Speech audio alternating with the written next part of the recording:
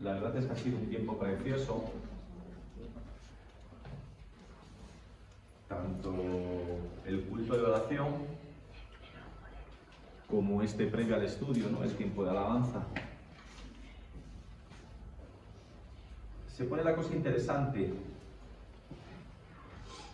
Yo ya les dije que mi interés y mi motivación al enseñar el Evangelio de Marcos es que realmente sepamos más de cómo es Jesús, cómo se comportaba Jesús. Porque es el ejemplo que tenemos que imitar. No el del pastor Félix, no el del pastor Justiniano, no el de Eliseo. Bueno. Entonces, sí les digo, porque hay confianza y porque tengo, valga la redundancia, confianza en ustedes. Vamos a dar un salto de calidad. Vamos a tratar de ir un poquito más allá de lo simple. Lo literal está ahí. Pero vamos a tratar de enseñar y de aprender esas cosas que están un poco como semienterradas, escondidas, ¿vale? Hoy vamos a estudiar un pasaje en el que hay muchos detalles y esos detalles tienen un significado. Lo tuvieron en aquel tiempo y lo tienen para nosotros. Pues ahí es donde vamos a ir, ¿vale? Así que cualquier cosa, por insignificante que te parezca, si te llama la atención, si crees que se indica por algo, no tengas miedo de decirlo. Porque estamos aquí para aprender los unos de los otros. No venimos a aprender del pastor Félix, venimos a aprender los unos de los otros. Yo de Alfredo, de Julio, de Javes, de todos, ¿vale? Venga, no me enrollo. Versículos del 29 al 39. Yo veo tres escenas distintas. Entonces, lo leo de corrido y luego leemos las escenas individuales. ¿De acuerdo? Dice que al salir de la sinagoga vinieron a casa de Simón y Andrés con Jacobo y Juan. Y la suegra de Simón estaba acostada con fiebre y enseguida le hablaron de ella. Entonces él se acercó y la tomó de la mano y la levantó e inmediatamente le dejó la fiebre y ella le servía. Cuando se llegó la noche, luego que el sol se puso, le trajeron todos los que tenían enfermedades y a los endemoniados, y toda la ciudad se agolpó a la puerta y sanó a muchos que estaban enfermos de diversas enfermedades. Y echó fuera muchos demonios y no dejaba hablar a los demonios porque le conocían. Levantándose muy de mañana, siendo aún muy oscuro, salió y se fue a un lugar desierto y allí oraba. Y le buscó Simón y los que con él estaban, y hallándole le dijeron: todos te buscan. Él les dijo: vamos a los lugares vecinos para que predique también allí, porque para esto he venido. Y predicaba en las sinagogas de ellos en toda Galilea y echaba fuera los demonios. ¿Amén? Amén. Amén. Venga, versículos 29, 30 y 31. Lo vuelvo a leer, 29, 30, 31. Y a ver qué vemos ahí. ¿Qué hay digno de mención? No, pero leo primero, cielo, el 29 al 31, ¿vale? Porque como son tres escenas distintas, disculpe que te haya cortado, ahora luego. Dice que al salir de la sinagoga vinieron a casa de Simón y Andrés con Jacobo y Juan, y la suegra de Simón estaba acostada con fiebre y enseguida le hablaron de ella. Entonces él se acercó y la tomó de la mano y la levantó e inmediatamente le dejó la fiebre otra vez, y ella le servía. Al hacer, cielo. Eso que Pedro no era un hombre soltero, tenía hijos, tenía suegra, tenía una familia, y entonces no solamente se componía de un grupito que eran solo los que él escogió solteros y que no tenían a nadie, tenían familia, y entonces él los cogió para que le siguieran y dejaran a sus familias, cada uno por su lado. Muy bien, Araceli. Yo no lo tenía apuntado, pero eso es así, está muy bien. Era un hombre casado, tenía su familia, muy bien. Tuvo que dejar a la familia y irse con Jesús. Muy bien, Araceli, vale. ¿Sí? ¿Y Pedro? Salen de la sinagoga Sí. y fueron a cenar. Sería por la tarde. Fueron a comer en la casa de Pedro. Ahí, Le invitó. ahí. Y luego lo que más sucede ya vendrá después. Sí, muy bien. Eso sí quiero explicarlo.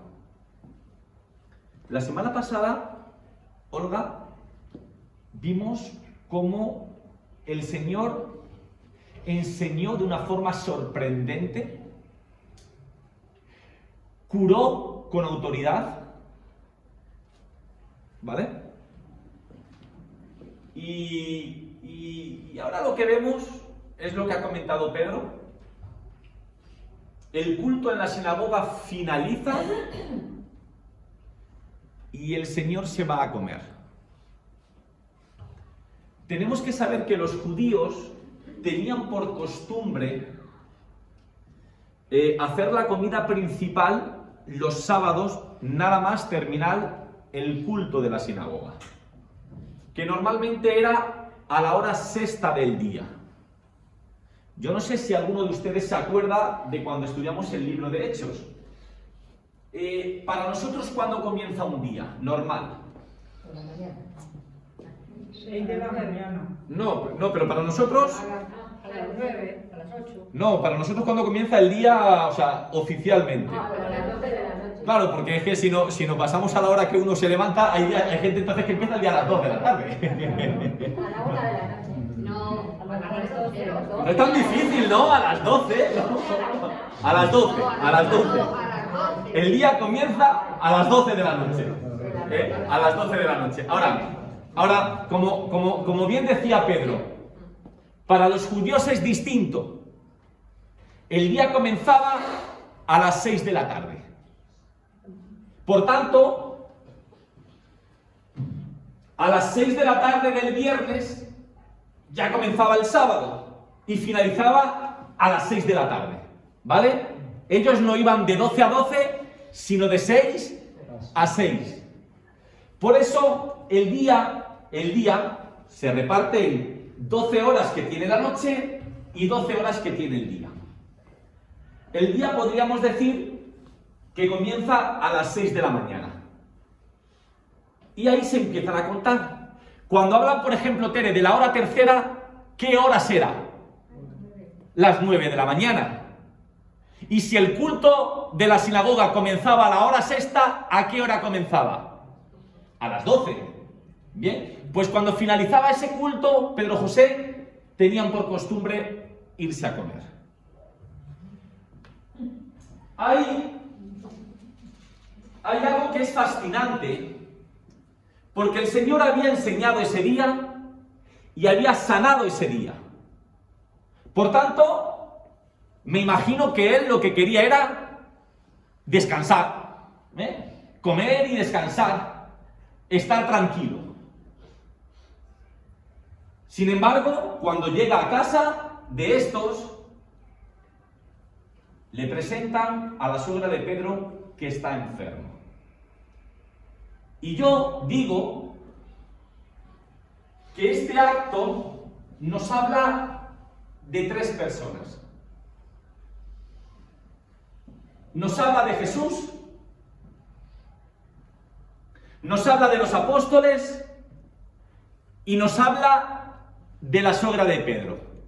Si yo pregunto, ¿esto que hace Jesús, qué nos dice de él? Su amor, su compasión. Su amor, Sí. su compasión. suegra.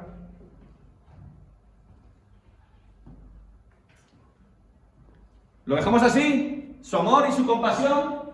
Miren, en primer lugar, Pedro, para mí, esto está perfecto lo que has dicho, ¿eh?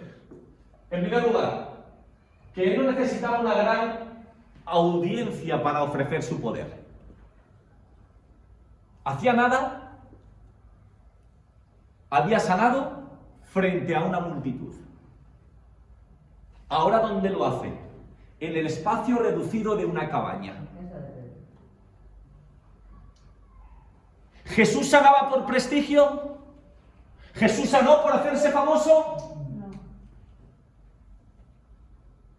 Ahí donde veía necesidad, Jesús actuaba. Porque a Jesús, cosa que tenemos que aprender, porque a Jesús le importaban las personas. No le importa su prestigio, no le importa su reputación, le importaban las personas. Lo segundo que yo veo es que nunca estaba demasiado cansado para ayudar.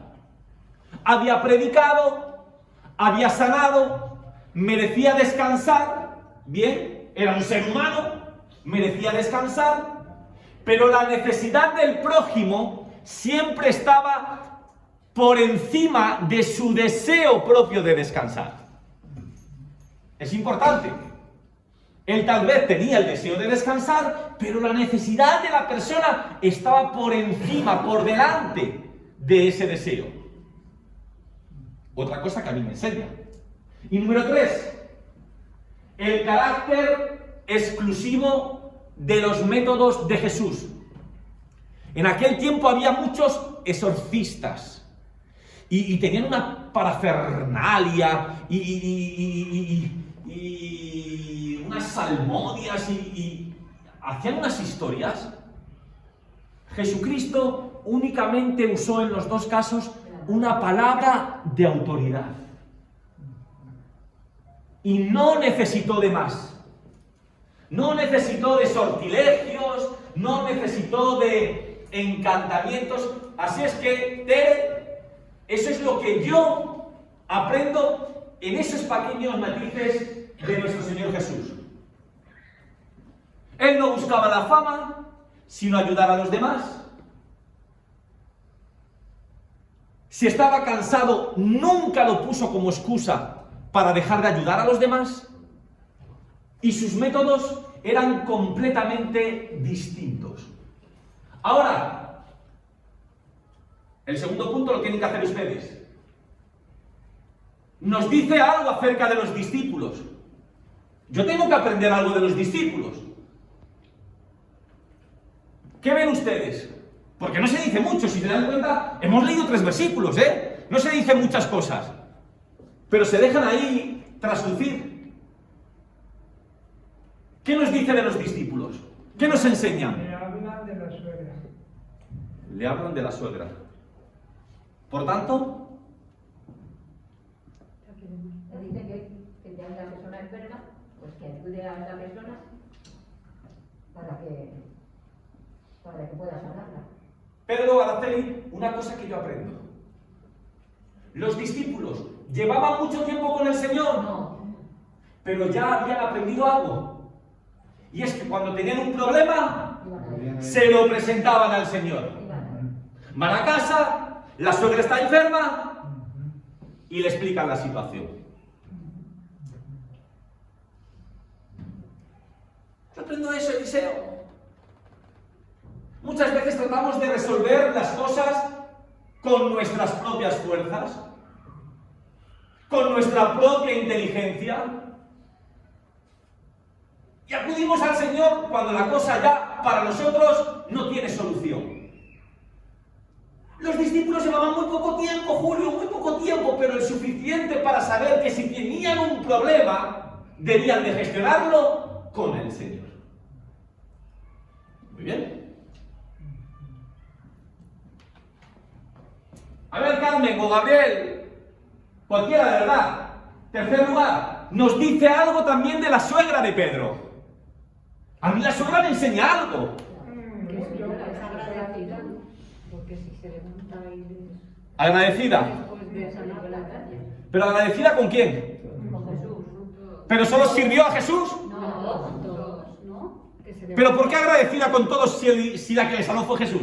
Pero el resto le llevaron a Jesús allí. Estuvieron hablando de ella. ¿Sí? No sé. No, que sí, sí. Bien, miren. En cuanto esa mujer recuperó la sanidad, lo primero que hizo fue ponerse a servir, ponerse a trabajar. ¿Qué me enseña, Javes, eso a mí? Que el Señor me ayuda para que yo ayude a otros. Si tú te ayudas, ¿Vale? El Señor me ayuda para que yo ayude a otros. La mujer, en cuanto... ¿Sí? Que si te pillara una feminista te diría todo lo contrario. Sí, bueno. Claro. Sí, Sí, pero en ese tiempo yo también. claro, el contexto social es el que había, pero por eso yo no he dicho, se puso a hacer el cocido. No, digo, ayudo. Pero sí, pero es cierto, es curioso que la mujer, claro, en aquel tiempo no lo hubieran dejado tampoco, ¿no? Pero en aquel tiempo, ya, pero la mujer no recibió la sanidad y se puso a ver Netflix. No se fue a dar un paseo al campo. y a decir, mira, que me ha La mujer recupera la sanidad y se pone a ayudar a otros. hacer la comida. El cristiano tiene que entender que lo que recibe del Señor no es solo para él. Todo lo que recibimos del Señor es para compartirlo con otros. ¿Recibimos amor del Señor, Carmen? Estamos obligados a amar a la gente. Porque lo que damos no es nuestro. Así que yo aprendo esas cosas del Señor, de los discípulos y de la suegra. Perfecto. Vámonos a los versículos... Uy, me pasa. Vámonos a los versículos 32 al 34. 32 al 34. Venga, vamos bien de tiempo, nos queda media hora. Del 32 al 34. A ver qué ven aquí ustedes. Dice... Fíjense en los matices, en los detalles.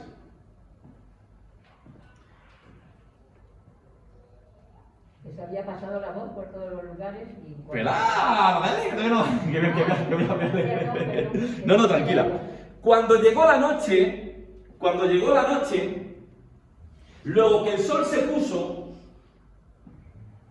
le trajeron todos los que tenían enfermedades y a los endemoniados, y toda la ciudad se agolpó a la puerta y sanó a muchos que estaban enfermos de diversas enfermedades, y echó fuera muchos demonios, y no dejaba hablar a los demonios porque le conocían. Araceli, ¿qué te he cortado, cielo? Eso. Sí. En cuanto que se curó a la suegra de Pedro, alguien dio la voz y no solamente salió ahí, sino que fue por todo el pueblo. Muy bien lo que has visto, pero yo creo, Araceli, te lo digo a ver cómo lo ves tú, yo creo que mayor repercusión que la sanidad de la suegra, En la sinagoga. que se realizó en un círculo cerrado, Bueno, también. obtuvo mayor repercusión esa sanación que hubo en la sinagoga. Pero eso es claro, Araceli, está muy bien visto. Es decir, lo que hizo Jesús llegó a oídos De todos. de muchas personas. Perfecto, Araceli, muy bien apuntado. Pero una pregunta, ¿por qué, digamos, si vale la expresión, esperan a la postura del sol? Muy bueno. ¿Quién le responde? ¿Por qué? Dice, ¿cuándo llevan a los enfermos? De noche. ¿Por qué? Porque los tenían escondidos. Escondido. A ti sí que te voy a esconder yo. Leo. Ya contaba como otro día. Ah, A ver. Saliste a la iglesia. A ver. Estaban el sábado, Olga. Sanan, predican, se va a comer y tal. Pero toda la concurrencia llega por la noche. ¿Por qué? Porque estaban en día de reposo. Y el hecho de cargar con un enfermo era incumplir con la ley. Al menos para lo que ellos entendían como ley. Porque ya les he explicado yo muchas veces cómo los judíos pervirtieron la idea de la ley. Porque incluso para ellos trabajo era que hubieras estado cosiendo si te hubiera, yo qué sé, olvidado la aguja pinchada y simplemente llevar eso, ya estabas cometiendo un pecado. Entonces, se esperan por la noche, muy bien visto, porque por la noche, se esperan por la noche para no incumplir con la ley. Ahora, Gaby, tú que eres un tío despierto, te voy a probar. ¿Y cómo sabían ellos la hora? Perdón.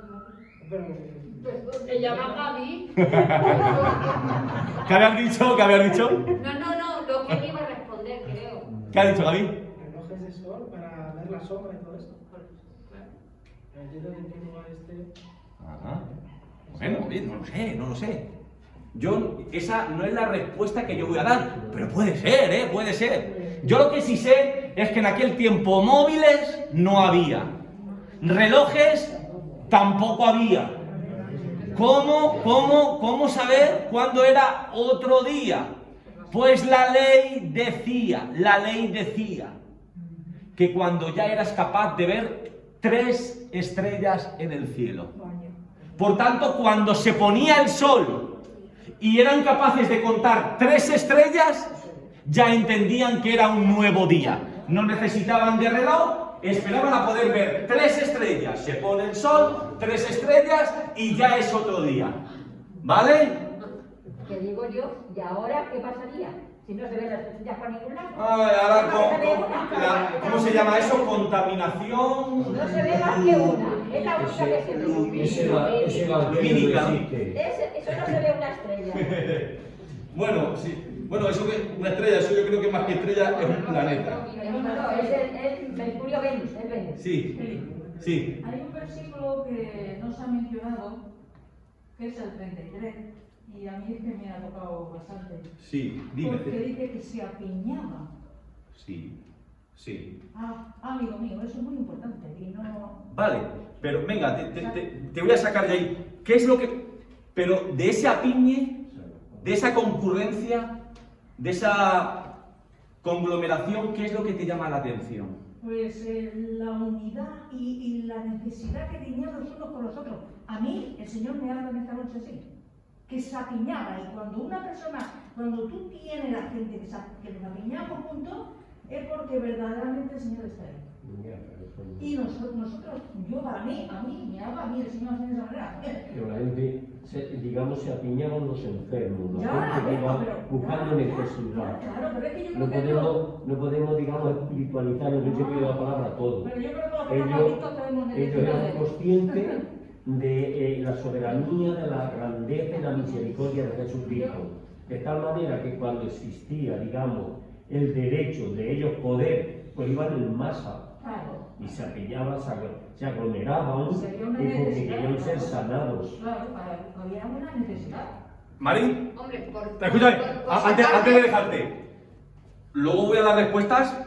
Me encantan las dos, ¿vale? Una por una cosa, otra por otra, luego ya lo vamos viendo. ¿Mari? Por sacarle algo positivo a lo que decía de que se apiñaban, Sí. si se apiñan es porque hay una esperanza, Amén, porque amén. algo de verdad de necesidad hay en sus vidas, la cual les hace, pues eso, aunque haya aglomeración, juntarse en esa aglomeración y estar como latas en sardinas. Exacto, exacto. Hermanos, cojo... bueno, vale, entonces... Yo creo que hicieron esto porque seguramente que escucharon, hay un médico ahí lo que está haciendo, vamos para allá, vamos para allá. Yo creo que... eso te lo cojo para mi padre, ¿vale? Sí, me parece perfecto. Mira, ya verán, a ver qué les parece. Mire, lo que ha dicho Mari y lo que ha dicho mi madre. La gente percibió rápidamente que Jesús era un hombre eficaz, Amén. al que Dios usaba. No solamente predicaba, porque hablar hablamos mucho, ¿vale? Pero es que él, además de hablar, además de predicar, actuaba. Por eso la gente le siguió, porque vio que era un hombre eficaz, que Dios le usaba. No solamente hablaba con poder, sino que actuaba con poder.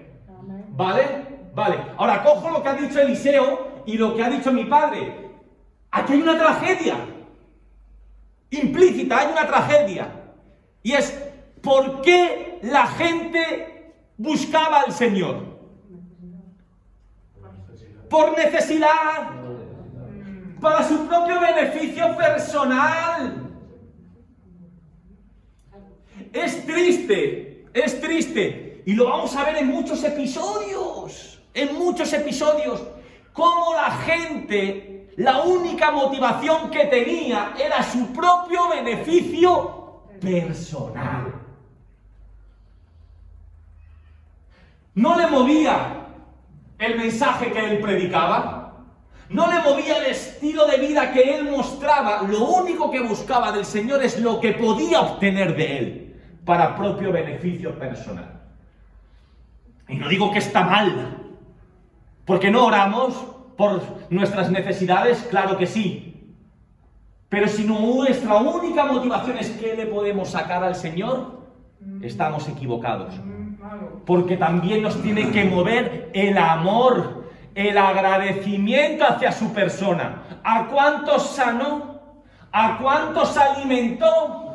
¿A cuántos predicó? Y cuando el Señor murió, y cuando el Señor resucitó y partió, ¿cuántos estaban reunidos? ¿Dónde estaban aquellos que fueron alimentados con panes y peces? ¿Dónde estuvieron aquellos que fueron sanados? ¿Dónde estaban? Una vez curados, se olvidaron de Él. Hermanos, yo también aprendo eso en esta tarde. Cuidado con tus motivaciones, Feli. Porque sí, te he escuchado. Yo te he escuchado. ¿Qué es lo que hay dentro de mí? Porque por una oración que se levanta en un momento de placidez, se levantan miles en momentos de necesidad. ¿Cuándo clamamos al Señor? Así que miren qué cosas tan interesantes han dicho. Dime, papá, perdona que te haya cortado. No, quería decir que, bueno, digamos a mamá, he dicho que tampoco debemos, digamos, espiritualizarlo todo. Sí. En otro lugar, el mismo Señor les dice a las multitudes, Sí. me buscáis no porque creísteis, sino porque os habéis alimentado, Porque os doy de comer, claro. y buscáis vuestro interés nada más. Es así. No, pero que los cuatro habéis dicho cosas muy interesantes, ¿vale? La gente se agolpaba, se apiñaba, claro que sí. ¿Por qué? Porque veían en él a alguien diferente, a un hombre eficaz, a alguien usado por Dios. Lo malo, Julio, es que la mayoría de ellos lo hizo por propio beneficio personal. Yo me pregunto, la Biblia no me lo muestra, aunque uno puede sacar sus cálculos por lo que yo he dicho. ¿Cuántos de esos cambiaron sus vidas? ¿Recuerdan la historia de los 10 leprosos? Algunos dicen que es una parábola, otros que es una historia real. Me da igual si es una parábola o una historia real esa en concreto, me da igual, porque la lección para mí es la misma. Yo sé que 10 fueron sanados, 10 fueron sanados, 10 fueron sanados, y uno solamente, uno. Y encima de eso,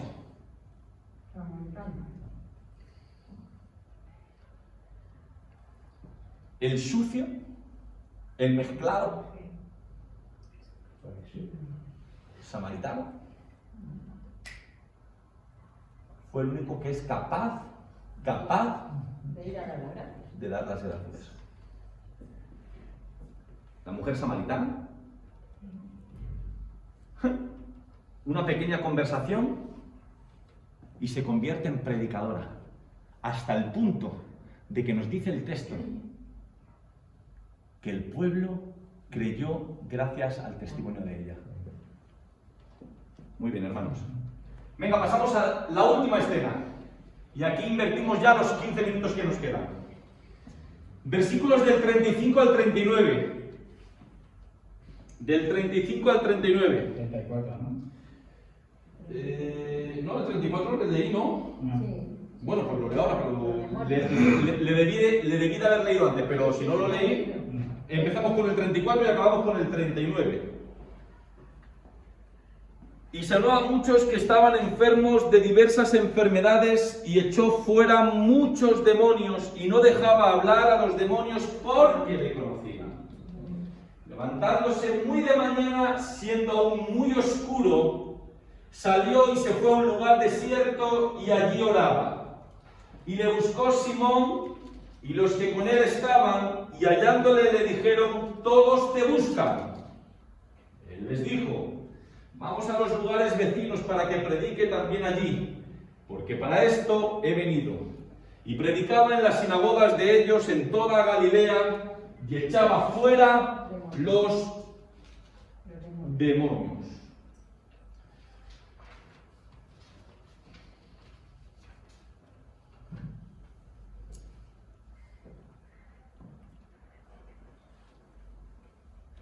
¿Pedro? Pues de aquello todo lo que pasó, de lo que hemos leído, 32 a 34, Sí. ahora viene para mí y tiene un momento, digamos, de intimidad con el Padre, de descanso, de soledad, de retirarse, porque a veces la vida te agobia. Muy bueno, Pedro. Muy bueno, Pedro. Muy bueno. Muy bueno. Luego lo desarrollamos un poquito más, pero está perfecto, Pedro. Eliseo. Dije el 34 porque ahí sí que veo algo tan curioso. Sí. De los demonios. Sí. No dejaban hablar a los demonios Sí. porque le conocían. Sí. Pues si dice, es que los demonios conocen a Cristo, ¿qué le dices, hombre? ¿Cómo que los demonios tan embusteros, pero sabían que era el Señor de Rey la Gloria? Sí. Ellos sabían que era Él. Sí. Aunque nos engañan, aunque nos mienten, pero ellos delante de Él sabían que era Él. Porque, por eso les decían, silencio. Sí. Porque si lo hubiese dejado, quizás dirían, cuidado, este es el rey, no este. Silencio. Quizás por eso deberíamos muchas veces ser un poquito más prudentes con ellos. Si los demonios son tan embusteros, y ellos es Él, pero nosotros, Sí. hablar de Jesús, mira, eso. Sabían que Él era su fin. ¿Puedo Sí. comentar algo en lo que también está comentando Eliseo? Sí, pero Araceli primero, porque me levantaron el... Araceli. Yo digo que Jesús se levantaba sobre las 3 o las 4 de la mañana y se iba a orar al lugar más alejado que fuera. ¿Y por qué a las 3? Porque si a las 6, luego las 12 y luego las 3, Sí. va a cada 3 horas. Digo yo, ¿qué será eso? Sí, claro, se las seis ya Sí, por eso te estoy diciendo que va cada 3 horas. Sí. 6, las 9, las 12, las 3. Digo yo que será la forma en que llevaban ellos el reloj. paga mucho.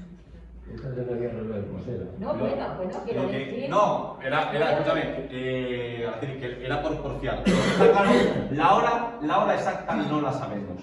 Ya. Sí que se levantaba muy temprano, muy temprano. Yo muy se lo temprano. pregunto, porque como... Entonces, las horas iban cada tres...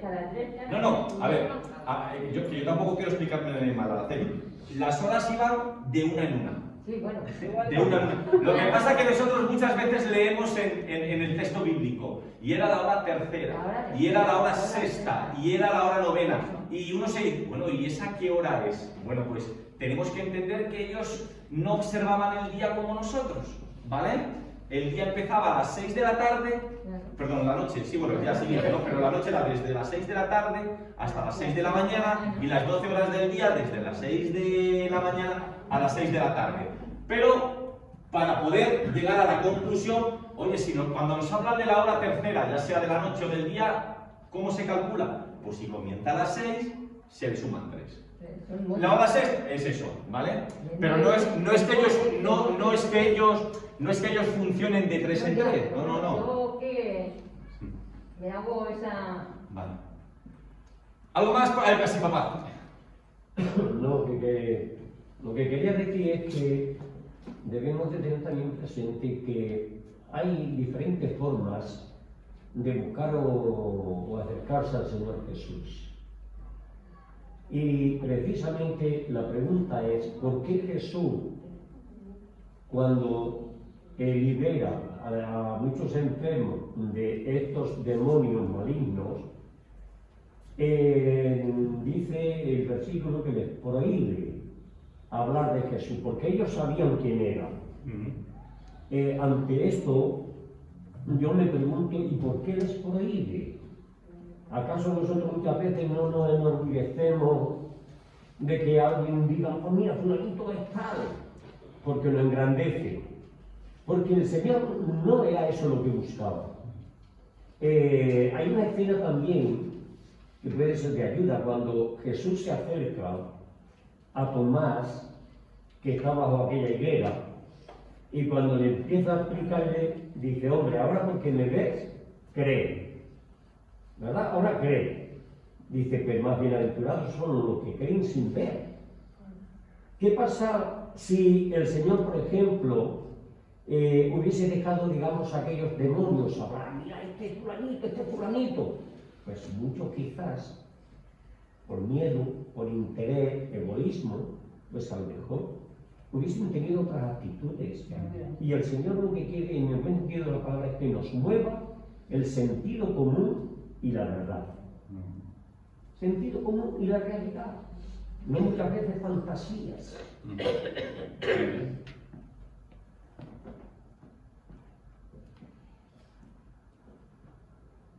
¿Alguna cosilla? Pues miren, cogiendo lo de Pedro.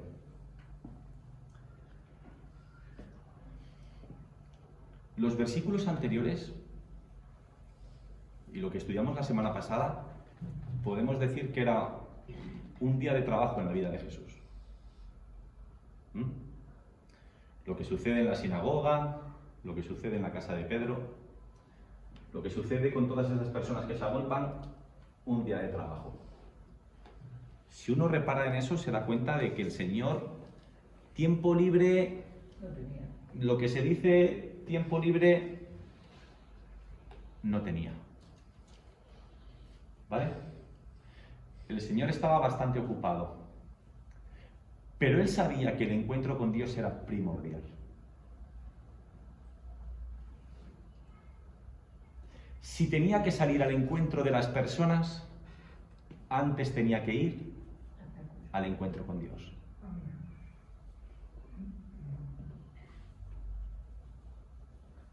Para que tú te puedas vaciar, antes tienes que estar lleno. El Señor se llenaba de Dios para poder vaciarse con la gente. Yo aprendo eso, Pedro. Yo aprendo lo mismo que tú. En un mundo tan agitado como este que vivimos, en que apenas tenemos tiempo para nada? Muchas veces, por atender lo importante, nos olvidamos de lo imprescindible. Tenemos tiempo para todo, menos para llenarnos de Dios.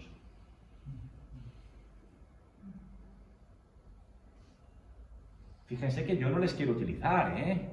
No les estoy diciendo, es que tienen tiempo para todo, menos para la iglesia. No.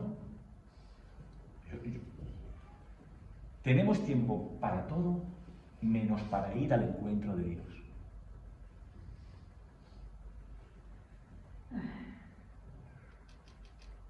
Y si Él lo hacía, Tere, a mí eso me enseña que es porque Él lo necesitaba. Y si lo necesitaba Él, siendo el Hijo de Dios, ¿no lo vamos a necesitar nosotros más?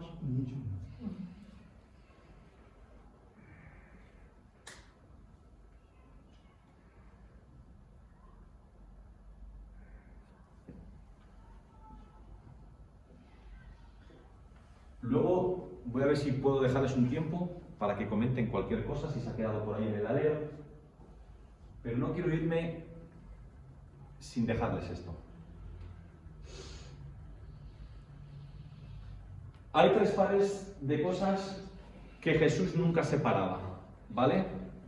Número 1, Jesús nunca separaba las palabras de las obras. Él no solamente se conformaba con predicar y predicar bien.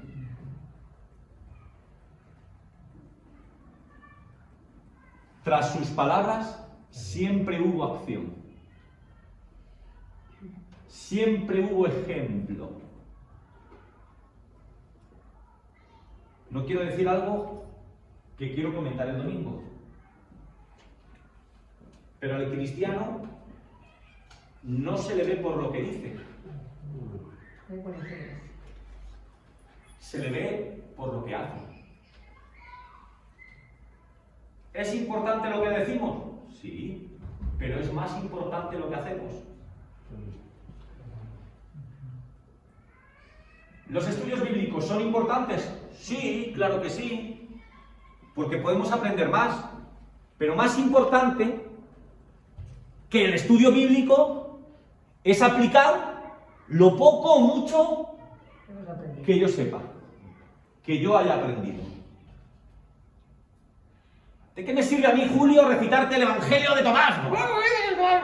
Bueno, mira que hasta los apócrifos se sabe, ¿no? ¿De qué me sirve a mí recitarte el Evangelio de Tomás si luego no hay nada? Nada.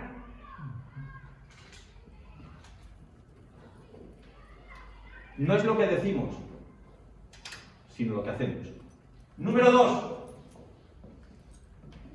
Jesús nunca separaba el alma del cuerpo. El alma del cuerpo, nunca lo separaba. El ser humano no es solamente cuerpo. Y el ser humano no es solamente alma. Hay muchas veces que pensamos que de lo único que tenemos que ocuparnos es del lado espiritual. Solamente. Como si lo otro no existiera. Pero ¿por qué Jesús se preocupó y se ocupó en sanar a tantas gentes? No solamente se preocupaba por su vida espiritual, sino también se preocupaba del cuerpo. Cuando los misioneros van a otro lugar, solamente llevan la Biblia, solamente llevan la palabra de Dios. Llevan escuelas, llevan hospitales, sanidad.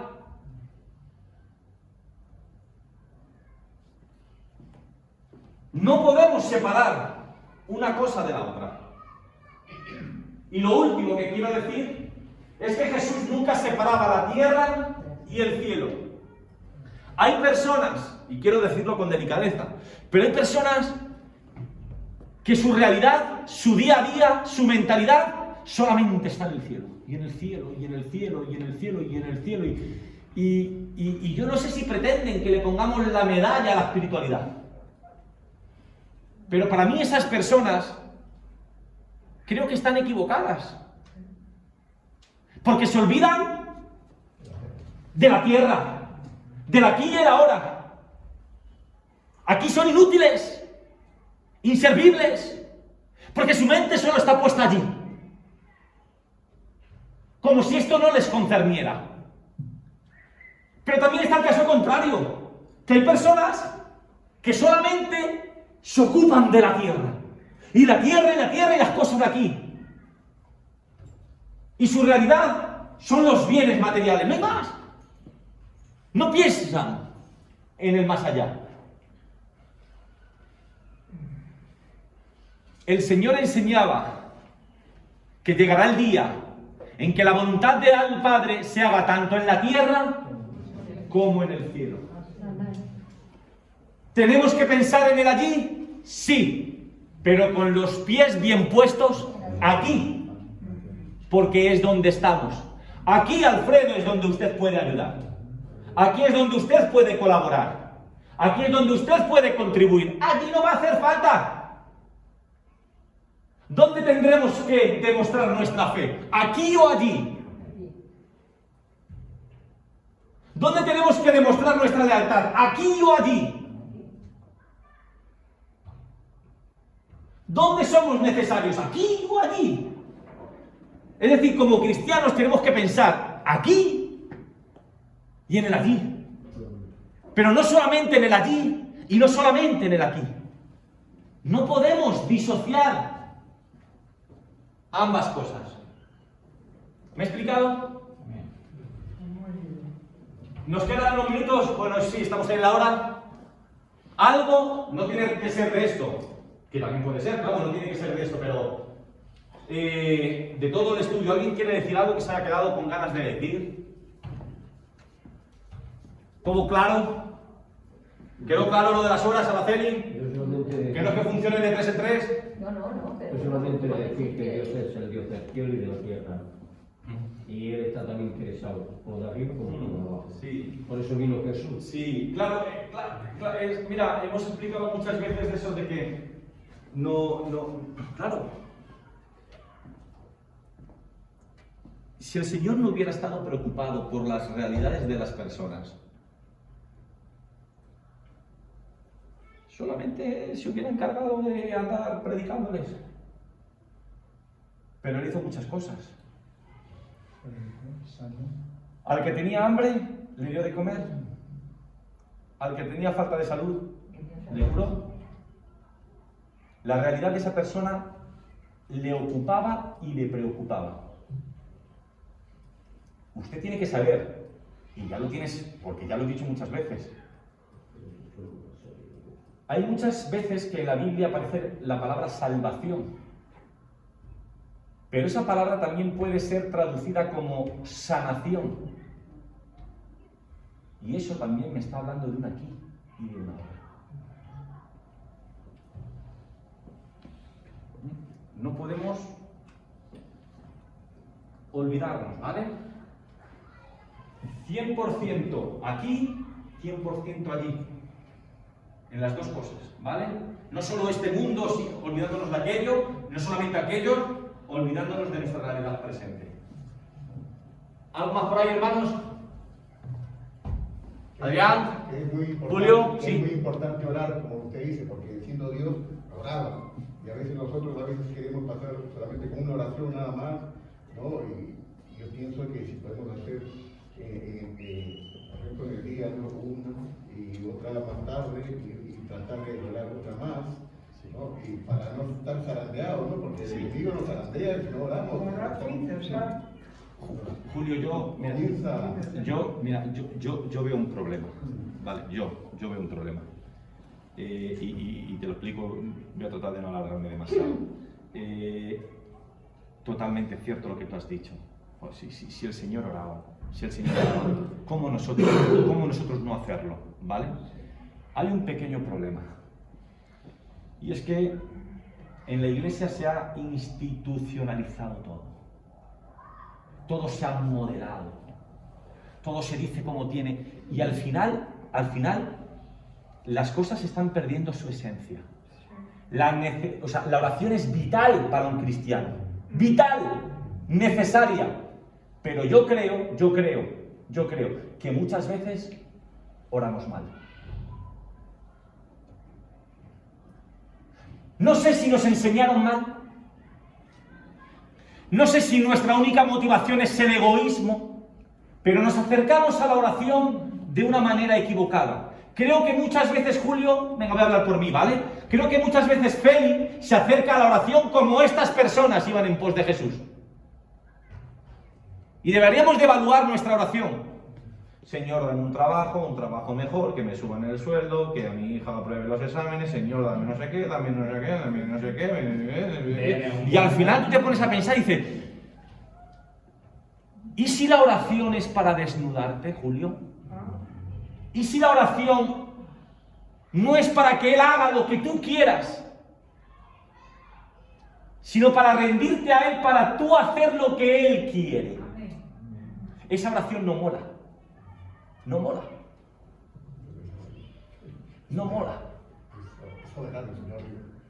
Soberano, y es así totalmente. Yo veo la oración de Jesús. Mira, yo te pido una cosa, pero no sea como yo quiero. Que se haga tu voluntad. Él está dispuesto a aceptar. No, yo, Tere, soy muy dado a decirle a Dios cómo tiene que hacer las cosas. ¿Eso es una oración? No. Ahí es donde digo que yo creo que estamos muy equivocados. Ay, orar no es... No, es que el pastor me ha enseñado a que tenemos que tener un tiempo devocional. Y no me puedo ir a trabajar sin haber orado 10 minutos y haber leído la palabra de 10 minutos. Y al final esos 10 minutos se han convertido en una rutina que ni te hace nada a ti, y menos a Dios, claro, evidentemente. Tú imagínate si tu vida es una constante oración. Tu vida una constante oración. En cada moverte, que lo presentaras a Dios. En cada cosa, agradecerle al Señor. En cada actitud, ¿cómo me muevo, Señor? Sería algo parecido a lo que tú has dicho, ¿no? Un orar sin cesar. Pero no, la oración es cerrar los ojos, estar de rodillas. Y te pido. ¿A ti te llena esa oración? Entonces yo digo, la oración es vital, hermano, Julio, es vital. Pero creo que muchos oramos mal. Ahí mira, digo mucho y hablo, que yo no sé cómo oras tú, ¿eh? Yo no sé cómo oras tú en tu habitación. Pero ¿cómo es nuestra oración? ¿Es para tratar de hacer cambiar de Dios de parecer? ¿No será más que cambiemos nosotros? ¿Quién necesita cambiar él o nosotros? ¿Pedro? Primeramente, digo una cosa, ¿Sí? y es esencial, creo. ¿Sí? Cuando tú te pones a orar a 100 horas, a ver si lo pensamos. Bueno, yo quiero ser delicado porque yo sé que, bueno, hay sus costumbres. Yo te digo una cosa y no me mojo más, ¿vale? Yo te digo una cosa. ¿A quién le oraba Jesús? Al Padre. Al Padre. ¿Le oraba al Hijo? ¿Le oraba al Espíritu Santo? No, yo le digo, ¿a quién le oraba Jesús? Mi recomendación, ¿a quién le tienes que orar? Al Padre. O sea, que sí, Padre, Hijo y Espíritu Santo, pero cada uno tiene su función. Cada uno tiene su función. Y hay que delimitar bien cuál es la función de cada uno. ¿Vale? Cada uno tiene su función. Y el Señor me enseña a quién tengo que orar.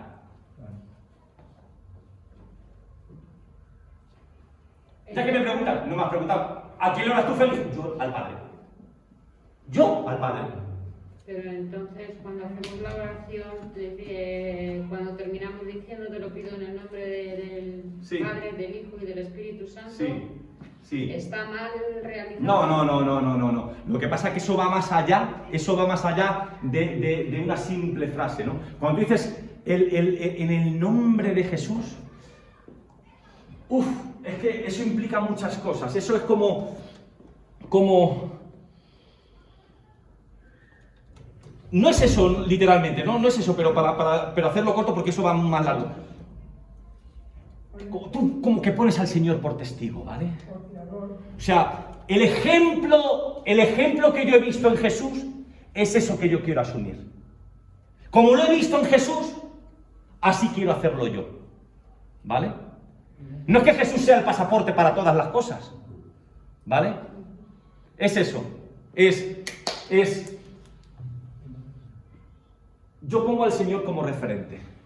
Eso lo he visto en Él y quiero ser yo también capaz de llevarlo a cabo. La actitud es muy importante porque está que nos enseña fariseo y publicano. Porque es que hay gente que dice, puede que lo haga yo. Señor, yo doy, yo te pido, yo soy, yo hago, yo soy, y no soy como ese. Pedro, para aceptar nuestra realidad, Feli tiene que asumir que tiene mucho de publicano y tiene mucho de fariseo. Nadie es solo publicano y nadie es solo fariseo. Por muy bien que tú creas estar, tienes mucho de fariseo. Y por muy malo que tú te veas, tienes mucho de publicano. Todos nadamos en esa realidad. Todos anidamos en nosotros al publicano y al fariseo. Félix anida en su vida al publicano y al fariseo. Nadie es completamente uno y otro. ¿Cuál es nuestro problema? ¿Cuál es nuestro problema, Pedro? Que nos comparamos con el prójimo. Y claro, si eres pues a lo mejor... Pero tú imagínate que eres súper espiritual, claro, te interesa.